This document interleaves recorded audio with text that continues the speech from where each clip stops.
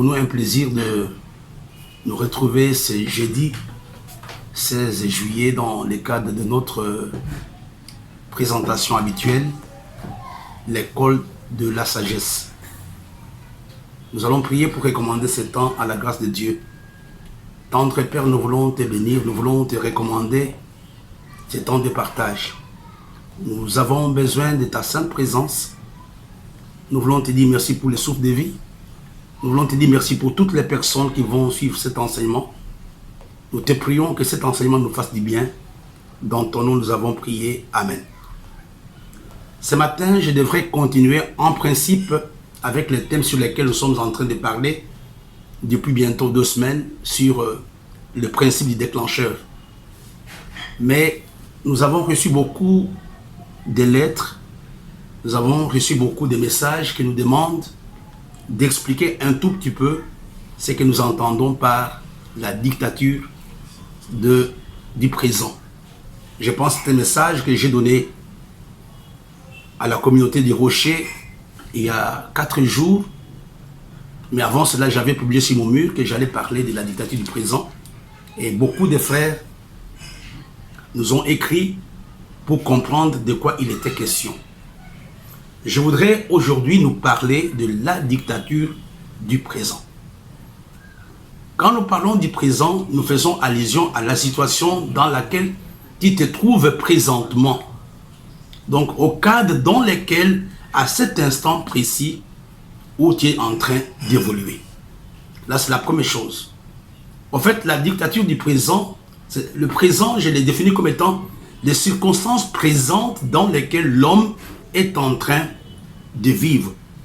Donc, les choses auxquelles tu es en train de faire face maintenant. Alors, pourquoi je parlais de cela? La réponse est très simple. Dans la plupart des cas, le présent nous amène à oublier notre identité, nous amène à oublier la promesse de Dieu, nous amène à oublier la révélation que nous avons reçue de la part de Dieu. Je disais que quand nous parlons du présent, nous faisons allusion à la situation généralement difficile dans laquelle tu te trouves. À cause des problèmes par lesquels tu passes, tu es en train de te dire, est-ce que je peux m'en sortir? À cause de la maladie dans laquelle tu te trouves présentement, tu te poses 1001 questions, est-ce que Dieu existe? C'est ce thème sur lequel je voudrais que nous puissions nous exhorter.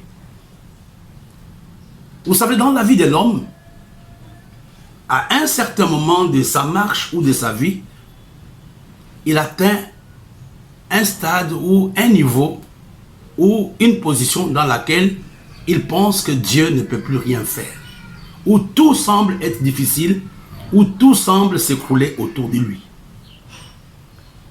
Et je voudrais parler à cette catégorie de personnes qui sont dans une situation précise maintenant. Et cette situation les a amenés à oublier qui ils sont. Cette situation les a amenés à oublier les révélations qu'ils avaient reçues de la part de Dieu. Nous partirons d'un texte pour que vous puissiez bien comprendre. Dans le livre de 1 Samuel, au chapitre 17. Israël était devant une situation difficile. Israël était en face de Goliath.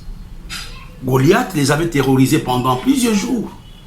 Ils ne savaient même pas ce qu'ils allaient faire. Tout était compliqué pour eux. Personne n'osait prendre une initiative quelconque pour pouvoir combattre Goliath. Mais un jeune berger du nom de David était arrivé. Nous avons déjà parlé de David il y a quelque temps, mais quand il était arrivé, il s'est engagé dans les combats. Mais avant d'aller combattre, il va être en face de des grands obstacles. Le premier obstacle, c'était les paroles de son frère Eliab. Ce n'est pas ça notre message. Mais le deuxième obstacle, c'était le roi lui-même, qui va lui dire au verset 33, Saül dit à David, tu ne peux pas aller te battre avec ces Philistins, car tu es un enfant et il est un homme de guerre de sa jeunesse. Écoutez-moi, c'était une situation présente pour David. Saül a regardé tout ce qui s'est passé. Il dit, David n'ose pas aller combattre. Écoutez, David pouvait obéir à cette réalité-là. David pouvait dire, écoutez, chef, c'est compliqué. Mais qu'est-ce qui avait aidé David? David n'avait pas obéi au présent. David n'a pas accepté ce que le roi était en train de lui montrer. Et comment il a combattu cela? C'est en se rappelant ce que Dieu avait fait pour lui. Il va dire ceci. Je courais après lui, je le frappais et j'arrachais la brebis de sa gueule. S'il se dressait contre moi, je le saisissais par la gorge, je le frappais et je le tuais. C'est ainsi, écoutez-moi bien, au verset 37, la Bible nous dit, David dit encore, l'Éternel qui m'a délivré de la griffe du lion et de la patte de l'ours me délivrera aussi de la main de ce Philistin. Et Saül dit à David, va et que l'Éternel soit avec toi. Écoutez, la situation présente était alarmante. La situation présente était difficile pour tout le monde. Mais David, comment il va résister à la dictature du présent? C'est quand il va se rappeler les exploits, quand il va se rappeler la grâce que Dieu lui avait accordée quelques années avant. Et je voudrais parler à quelqu'un. Le présent nous effraie. Le présent nous parle. Le présent peut nous paralyser. Quand je parle du présent, je fais allusion à un présent difficile. Je fais allusion à un présent compliqué. Je fais allusion à un présent dans lequel tu as l'impression que Dieu t'a abandonné. Et je voudrais te dire que Dieu ne t'a pas abandonné. C'est à toi de dire non, parce que le présent peut te détruire. Le présent peut t'amener à prendre des initiatives qui vont un jour t'amener à pleurer. Nous avons un exemple pour illustrer notre enseignement. C'est dans le livre de Ruth, chapitre 1, verset 1 jusqu'au verset 6. Vous allez le lire. Mais écoutez, la Bible nous dit, du temps des juges, il y eut une famine dans le pays. Un homme de Bethléem de Juda partit avec sa femme et ses deux fils pour faire un séjour dans le pays des Moab. Le nom de cet homme était Elimelech, celui de sa femme Naomi. Et ses deux fils s'appelaient Maclion, Kiljon. Ils étaient Ephrasiens de Bethléem de Juda. Arrivés au pays des Moab, ils y fixèrent leur demeure. Elimelech, mari de Naomi, mourut et elle resta avec ses deux fils, etc. Écoutez-moi bien. N'oublions pas que le nom Bethléem signifie de la maison du pain. Mais le présent était quoi pour monsieur Elimelech? Le présent était la famine. La famine était forte. Et Elimelech ne savait pas comment faire.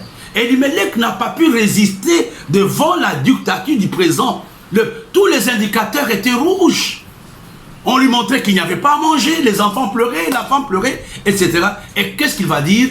Je vais aller à Bethléem, je vais aller dans le pays de Moab pour résoudre mon problème.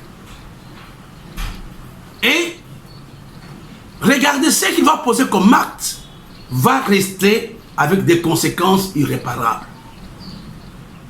La dictature du présent, le présent, mon frère et ma soeur, peut t'amener à... Ne permet pas que le présent t'amène à envisager ton futur. Je vais expliquer. À cause de la situation actuelle, tu commences déjà à croire que le futur sera comme ça. À cause des problèmes par lesquels tu passes aujourd'hui, qui te dit, écoutez, mais demain, ça sera la même chose. Mais Elimelech ne savait pas qu'un jour, parce que ce n'est pas tout Israël qui avait déménagé. La Bible nous dit que Dieu avait visité Bethléem. Dieu avait visité Bethléem et il y avait eu à manger. Mais pendant ce temps, Elimelech était déjà mort. Et tu comprends, la première chose qu'il faudra éviter, ne prends pas des initiatives par rapport à ton passé en tenant compte du présent. Quand tu es présent, je vais donner un exemple très facile. Je dis, écoutez, moi je ne vais pas aller à l'école parce que il n'y a pas d'emploi ici au Cameroun, il n'y a pas d'emploi en RDC, ça ne vaut pas la peine d'aller à l'école. Mais mon frère, demain la chose peut changer. La situation peut changer. Mais si toi, qui avait pris la décision de ne pas aller à l'école, à la fin, quand on cherchera des ingénieurs, toi tu ne seras pas là. Pourquoi? Le présent t'avait menti. Le présent peut te mentir.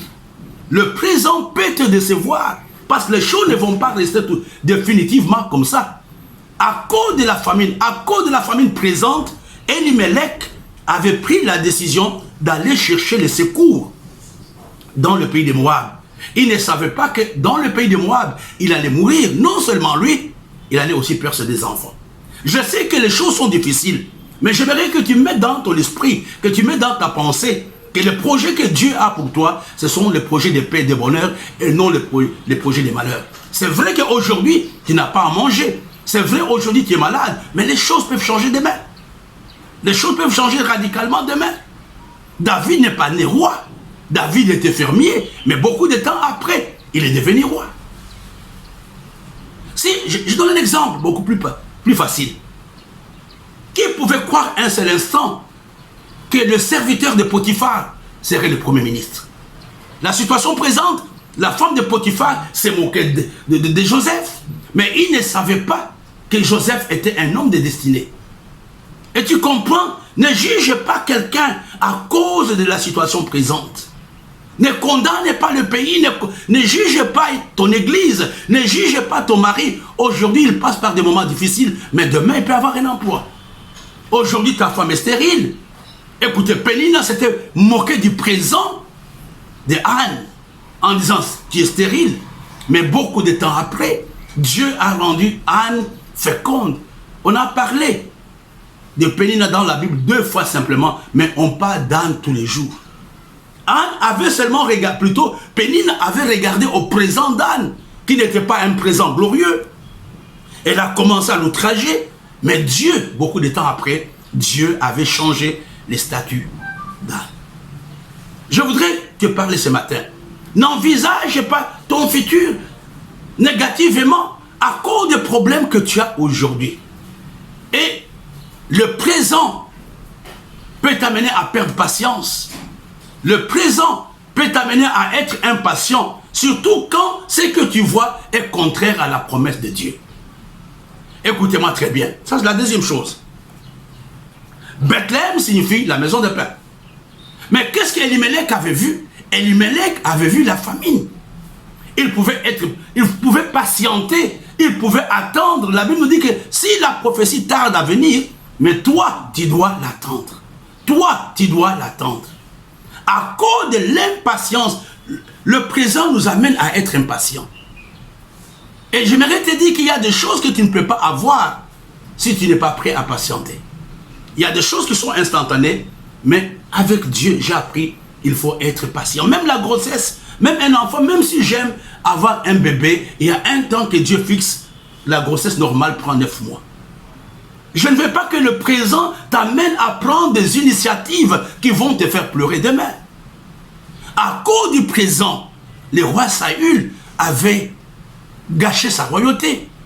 Les gens ont commencé à les quitter. Le prophète Samuel, c'était lui qui était habilité à faire les sacrifices. Mais quand Saül a regardé au présent, parce que tout le monde partait, Saül s'était improvisé sacrificateur. Mais quand le prophète Samuel est arrivé, il avait dit au roi Saül, tu as agi en insensé. Le présent peut t'amener à prendre des initiatives qui vont à l'encontre de la volonté de Dieu. Qui vont à l'encontre de ce que Dieu t'a dit. Et souvent le présent, quand le présent est compliqué, quand le présent est dur, tu risques d'oublier même la révélation, tu risques d'oublier la promesse de Dieu. Le dimanche, j'ai eu l'occasion de parler à l'église du Rocher. Écoutez-moi très bien.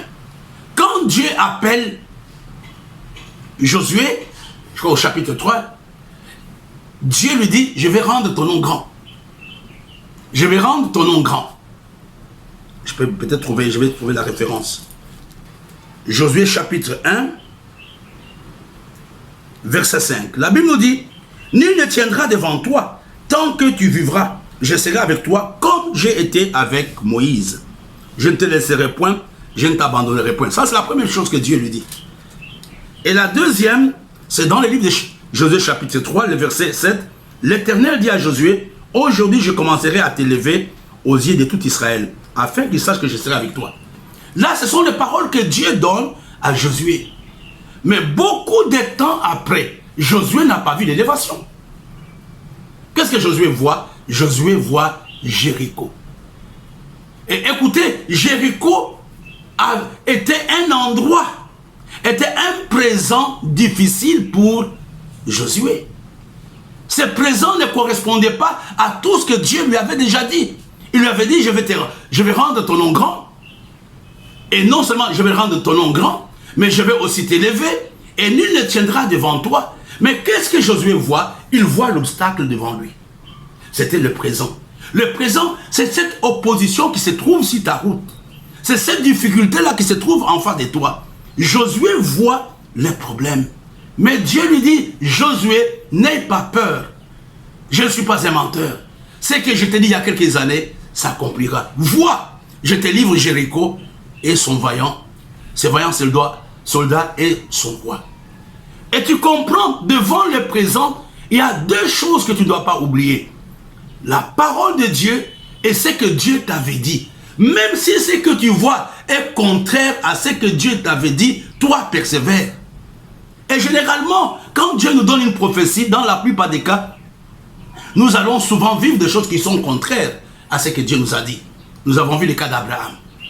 Et je voudrais que malgré ce que le présent te montre, accroche-toi à la promesse de Dieu.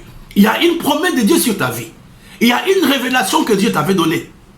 Écoutez-moi, je pense que Dieu, quand il dit je te livre, c'est en ce moment-là que Josué commence à se rappeler les paroles que Dieu lui avait données.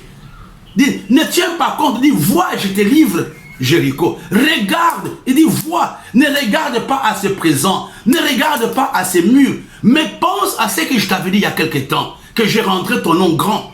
Non seulement j'ai rentré ton nom grand, mais nul ne tiendra devant toi. Et tu comprends, mon frère et ma soeur, la dictature du présent souvent t'amène à douter, à avoir peur. Est-ce que ce que Dieu a dit va se réaliser? Est-ce que ce que Dieu a dit arrivera? C'était la même chose avec Elimelech. C'était le pays de pain, plutôt la maison de pain. Mais ce qu'il voyait était contraire à tout ce que Dieu lui avait dit. J'aimerais que tu résistes ce matin, que tu dises non à la dictature du présent. Dis, peu importe ce que je vois, n'oublie pas, ton Dieu est le maître de temps et des circonstances. Peu importe ce que tu vois, j'aimerais te dire, mes frères, j'aimerais vous dire une chose. Lazare sentait déjà, Lazare pourrissait, mais ses sœurs étaient liées par le présent. Quand Jésus est arrivé, qu'est-ce qu'ils avaient dit à Jésus? Ils sentent déjà. Mais Jésus n'a pas tenu compte de cela. Jésus n'a pas accepté d'être victime du présent. Il savait exactement qui il était. Il avait rendu des actions de grâce et il avait dit à Lazare, Lazare sort. Jésus avait résisté au présent. Jésus avait résisté à ce que Marie lui présentait comme rapport. Je voudrais que ce matin que tu te dises, quel est le rapport que je dois accepter? C'est que Dieu m'avait dit ou c'est que je suis en train de voir. Même si Dieu t'a dit que tu es guéri, même s'il y a encore les séquelles de la maladie, crois à la guérison. Si Dieu t'a dit, il y a élévation, c'est une prophétie, même si elle ne s'accomplit pas, ne tarde pas. Toi, il faut simplement patienter. Au temps convenable, Dieu accomplira la parole de Dieu. La première chose, la dictature du présent nous amène dans les erreurs. Et quelle erreur? C'est envisager mon futur en tenant compte des situations présentes. C'est une erreur. La deuxième erreur, perdre de patience quand les choses que je vois sont contraires à ce que Dieu m'a dit. Et la troisième, la dictature du présent nous amène à décider sous pression. Ne décide pas sous pression. À cause de la pression de la famine, qu'est-ce qui s'était passé? Elimelech est parti à Bethléem. Mais c'était une erreur qu'il n'allait pas réparer. Je sais aujourd'hui que tu es malade. Je sais que tu n'as pas un emploi. Mais ce que Dieu t'a dit arrivera par être vrai. Résiste à ce que tu sens. Résiste à ce que tu vois. Résiste à ce que les gens te disent. Même si Jéricho est devant toi, même s'il y a un mur, mais Dieu t'avait dit que nul ne tiendra devant toi. Accroche-toi à la parole de Dieu. Accroche-toi à la prophétie. Tu es un guerrier, tu es un vainqueur. Ne perds pas le sentiment de victoire. Peu importe ce que le présent est en train de te montrer. J'espère que j'ai répondu à la question. Si vous n'avez pas compris, vous allez poser des questions. Nous allons répondre à cette préoccupation. Rendez-vous demain. Nous avons la prière matinale à partir de 7h. Et d'ailleurs, même ça sera toute une journée de prière. Et samedi, nous allons avoir comme d'habitude la Sainte Seine. Et le dimanche, on aura 3 services. On aura le Père des Champions à 8h. On aura le premier culte à 10h et le deuxième culte à midi. Que Dieu vous bénisse. Priez pour nous. Ne cédez pas à ce que vous voyez. Ne cédez pas aux intimidations du diable. Vous êtes vainqueurs. Que Dieu vous bénisse. Jesus, you love me too much, oh, too much, oh, too much, oh, excess love, oh. Jesus, you love me too much, oh, too much, oh, too much, oh, excess love, oh.